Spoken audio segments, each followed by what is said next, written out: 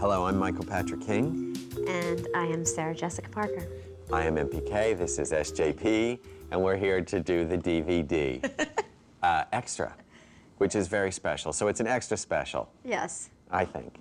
It's an extra special. Special. Yeah. Here we are at the end of a very long journey, and the movie is a success.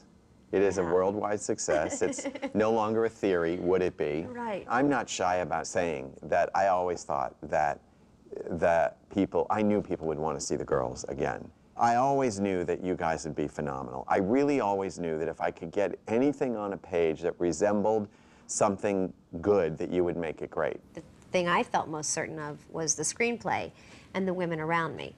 And so to have it received the way it's been, to have people, you know, going back 2 and 3 and 4 times is incredibly gratifying. We wanted so much for the audience to like the choices we made. Oh yeah, I mean, stories. I'm not sitting here saying, oh, I knew it was going to be anything, but I got really calm when I saw it with an audience. That's like when I started to get calm, because they were reacting the way that I hoped they would. All right, the girls walking down the street the first time. Yeah.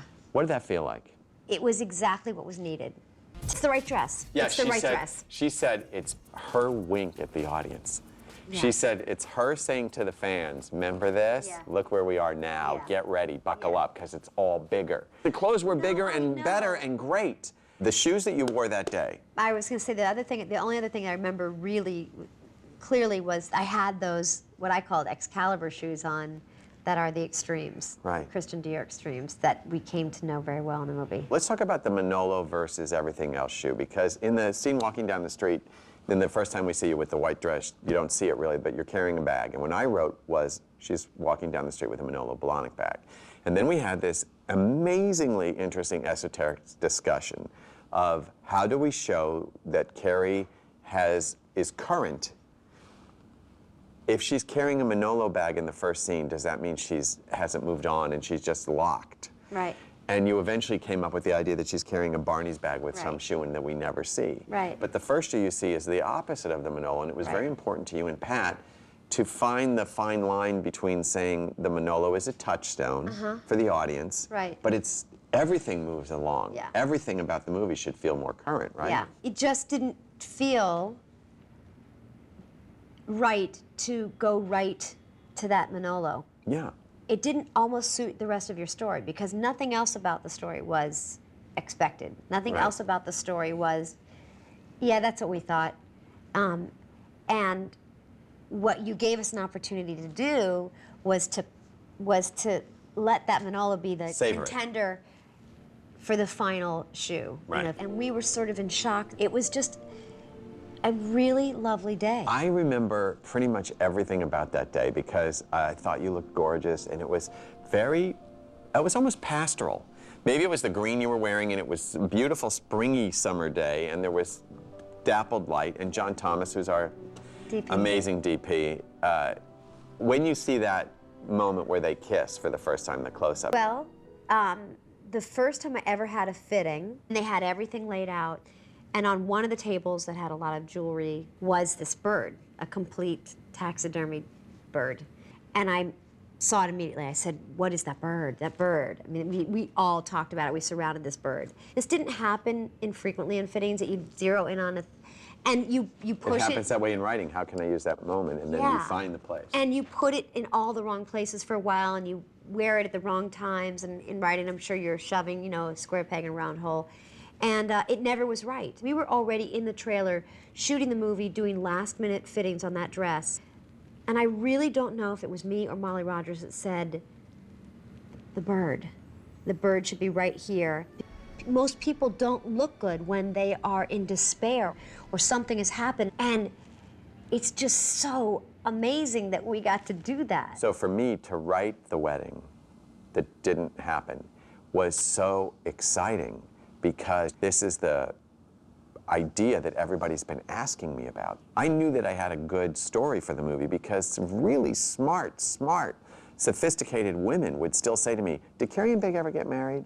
And I always thought, that's crazy that they want that simple thought. And then to show them what happens because of the idea of following an idea of what a wedding is or who you should be. It's just a great example of, you know, like an old myth. Like they're in the wrong place. She's in a different story than he's in, and it's too late because of the past. It has nothing to do with being present. Yeah. It's all about the past. What I also love about, you know, the breaking down and like when people look beautiful and then when they don't look beautiful. I mean, the amount of accessibility I had to your real face in this movie. Specifically, I'm thinking of the day after the jilt in Mexico. All I wrote was that she takes off her glasses and looks at herself in the mirror. Moment that you feel the audience hope, but what's most satisfying is the extension of her family, that it says Love Lily, that, you know, that Charlotte does. It's kind of seemingly meaningless, you know, but despite how much we try to ignore, they still, they get into you. Charlotte used to be so much more needy, and now Charlotte is she's mostly about giving now. Yes, I think it's really, I often say that Charlotte's the silent thread because if her life wasn't as perfect as it is, it would be almost unbearable. Yeah. But she's just constantly supporting. And better. I always think, too, that what she's secretly, subliminally pushing Carrie to be is a single smart girl, which is sort of oddly what she's worried about losing. In the movie, and that's what she eventually tries to return to and then realizes she doesn't belong there anymore. And what I love about Carrie and Miranda over the years is, you know, they have some good fights. Cynthia said to me when she read the script, "Oh, I love that you found another way for us to have a fight on Valentine's Day." And, you know, the look on your face, I love that Valentine's fight. Yeah, They've love had some that. really That's why I good say fights. she's the combatant. Carrie and Charlotte have attempted combat, but you can't, because look at her. Yeah. You can't take down Bambi. Yeah. You know? And then Samantha and Carrie is like...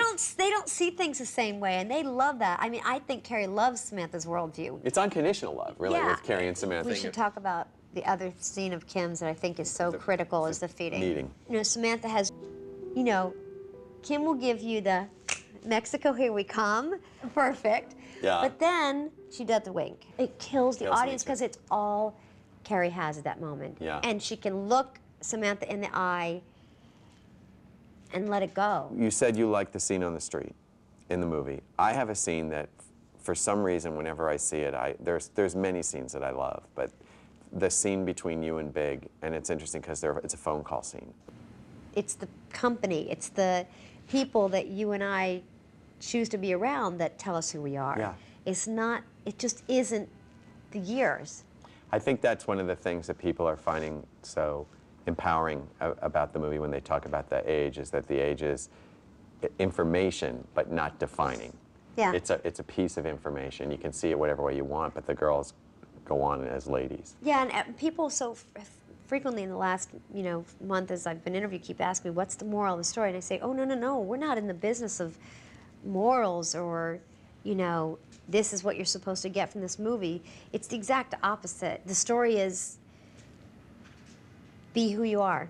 Be the best person you can be the most authentic person you can be. Right. I feel like that's the ending.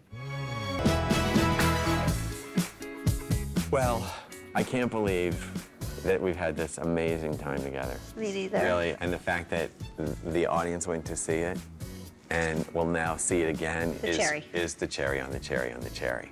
Thank you. Thanks, Michael. Bye.